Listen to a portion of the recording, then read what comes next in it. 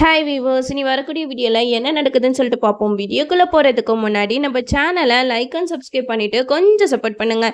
வாங்க இப்போ வீடியோக்குள்ளே போகலாம். சுவாதியை பெரிய பாடகியாக்கி காட்டணும், அவளுக்கு இருக்கிற திறமைக்கு கண்டிப்பாக அவள் பெரிய பாடகியாக தான் வருவா அப்படின்னு சொல்லிட்டு சுவாதியை மியூசிக் காம்படிஷனில் கலந்துக்கிறதுக்காக ஊருக்கு கூட்டிகிட்டு வந்திருக்காங்க. அங்கே பார்த்தா அங்கேயும் சுவாதிக்கு வில்லங்க நிறைய பேர் இருக்காங்க. சுவாதிக்கு போட்டியாக ஒரு பொண்ணு பாடுறா. ஆனால் சுவாதி நல்லா பாடுறனால எங்கே அவள் ஜெயிச்சு கப்பு வாங்கிடுவாளோ அப்படிங்கிற பயத்தில் சுவாதியை பழி வாங்கணும்னு சொல்லிட்டு அப்பாவும் பொண்ணும் முடிவு பண்றாங்க. இதுல சுவாதி நல்லா பாடி முடிச்சிடுறாங்க. அடுத்த ரவுண்டுக்கு ரெடியாக போகும்போது சுவாதிக்கு ட்ரிங்க்ல ஏதோ கலந்து கொடுத்துட்றாங்க. அப்போ நம்ம சுவாதியும் ட்ரிங்கை குடிச்சிட்டு தடுமாறி ரூமுக்கு போறேன்னு சொல்லிட்டு அங்க மேல போய் படுத்துறாங்க.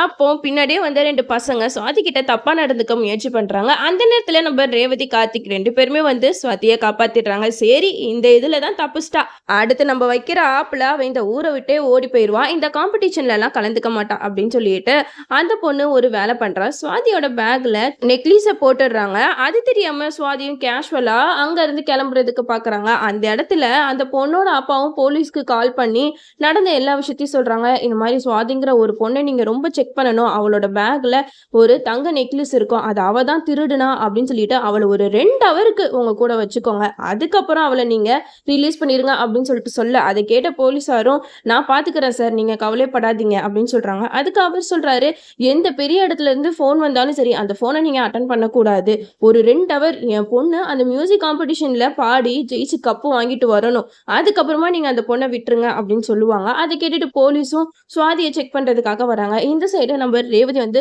அப்படியே நம்ம கார்த்தியை பத்தி தான் நினைச்சுக்கிட்டே இருக்காங்க. கார்த்தி ரேவதி கழுத்துல தாலி கட்டினது, அப்புறம் தாலி பிடிச்சு கொடுக்குற ஃபங்க்ஷன், அவங்கள மலை உச்சியில குதிக்க போகும்போது அங்க இருந்து காப்பாத்தினது எல்லாத்தையுமே நினைச்சு பார்த்து ரேவதி ரொம்பவே சந்தோஷப்பட்டுட்டு இருக்காங்க. ரேவதி கார்த்திகிட்ட தன்னோட காதல சொல்லிடணும் அப்படின்னு சொல்லிட்டு வரும்போதெல்லாம் ஏதாவது ஒரு தடங்கள் வந்துருது. பாவம் ரேவதி தன்னோட காதலை எப்படியாவது கார்த்திகிட்ட சொல்லிடணும்னு பாக்குறாங்க. பட் அதுக்கான நேரமே சரியா அமையல.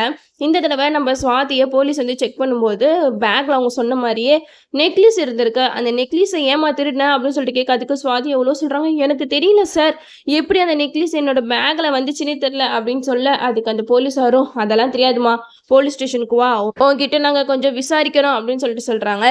நம்ம ரேவதியும் என்னடா இது சுவாதியை காணோம் அப்படின்னு சொல்லிட்டு தேட ஆரம்பிக்கிறாங்க. பார்த்தா எங்கேயுமே சுவாதி இல்லை. கார்த்திக் கிட்ட சொல்றாங்க, சுவாதியை ரொம்ப நேரமா ஆளே காணோம் அப்படின்னு சொல்ல, உடனே கார்த்திக் ரேவதி இவங்க 2 பேருமே சுவாதியை தேடிக்கிட்டு இருக்காங்க. என்ன இவ இப்படி பண்றா, காம்படிஷனுக்கு வேற டைம் ஆகிக்கிட்டு இருக்கே, இதுல அவ பாடினாதான் அவ நினைச்ச மாதிரி அடுத்த ஸ்டேஜுக்கு போக முடியும் அப்படின்னு சொல்லிட்டு கார்த்திக் தேடிட்டு இருக்காங்க. அப்பதான் தூரத்துல இருந்து போலீஸ் சுவாதி கிட்ட வம்பு பண்றதை பாக்குறாங்க. உடனே நம்ம கார்த்திக் போயிட்டு போலீஸ் கிட்ட பேசுறாங்க. என்ன சார் பிரச்சனை அப்படின்னு சொல்லிட்டு கேட்க, அதுக்கு அந்த போலீஸ் சொல்றாங்க, இந்த பொண்ணு நெக்லஸ் பேக்ல வச்சிருக்கா, எங்களுக்கு கம்ப்ளைண்ட் வந்திருக்கா, அதனால நாங்க இந்த பொண்ணை போலீஸ் ஸ்டேஷனுக்கு கூட்டிட்டு போறோம் அப்படின்னு சொல்ல, இதை கேட்ட கார்த்திக் வந்து அவங்க யாரு தெரியுமா, அவங்களாம் இந்த நெக்லஸை திருடி இருக்கவே மாட்டாங்க, அவங்க நினைச்சா இந்த மாதிரி பல கோடி ரூபாய் நெக்லஸ் வாங்கலாம் அப்படிங்கிற மாதிரி நம்ம கார்த்திக் வந்து சொல்றாங்க. இதெல்லாம் கேட்ட போலீஸ் வந்து அதெல்லாம் தெரியாதுப்பா, நாங்க போலீஸ் ஸ்டேஷன்ல போய் விசாரிக்க போறோம் அப்படின்னு சொல்றாங்க. அதுக்கு கார்த்திக் சொல்றாங்க, போலீஸ் ஸ்டேஷனுக்கு தானே, நீங்க எங்க வேணாலும் கூட்டிட்டு போங்க, எனக்கு உங்களை விட பெரிய ஆளுங்களெல்லாம் தெரியும், நான் அவங்க கிட்ட பேசிக்கிறேன் அப்படின்னு சொல்லும் போது அந்த போலீஸ் கொஞ்சம் ஜர்காகிற மாதிரி தெரியுது. என்ன இவன் பெரிய ஆளா இருப்பானோ, ஏதோ அவனை தெரியும் இவனை தெரியும்னு சொல்லிட்டு சீனை போட்டுக்கிட்டு இருக்கான், இல்ல நம்ம இதுக்கெல்லாம் அசரவே கூடாது அப்படின்னு சொல்லிட்டு சுவாதியை போலீஸ் ஸ்டேஷன் கூட்டிட்டு போறதுலே தான் இருக்காரு. நம்ம கார்த்திக் வந்து யாரு, அவங்களுக்கு தெரிஞ்ச ஆளுங்களெல்லாம் விட்டு ஒரே ஃபோன் மேல ஃபோன் தான் அந்த போலீஸ் ஆஃபீஸருக்கு. உடனே அந்த காலை அட்டன் பண்ணி பேசும்போது, சரி சார், நான் அந்த பொண்ணை எதுவும் பண்ணல சார், நான் விட்டுறேன் அப்படின்னு சொல்லிட்டு சுவாதி கிட்ட இருக்கிற நெக்லஸை வாங்கிட்டு சுவாதியை விட்டுறாங்க.